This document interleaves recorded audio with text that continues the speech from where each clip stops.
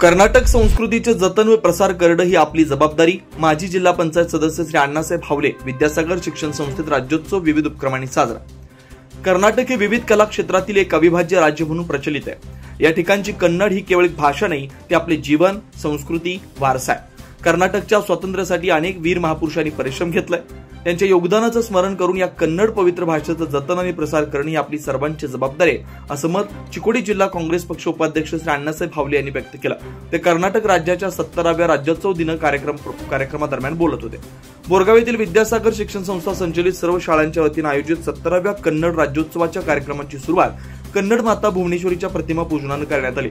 म्हैसाळे sir व प्रकाश पाटील यांनी विधिवत पूजन व ध्वजारोहण केलं।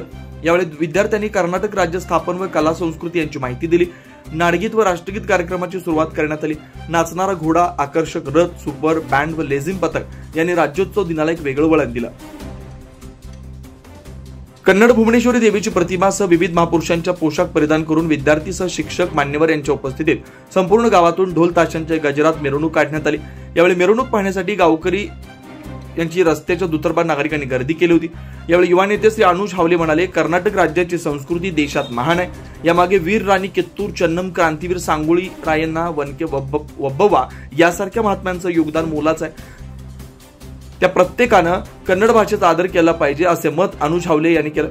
बोरगाव येथील श्री विद्यासागर शिक्षण संस्था ही वर्षभरात अनेक विविध उपक्रम राबवून समाज प्रबोधन करण्याचा प्रामाणिक प्रयत्न करते।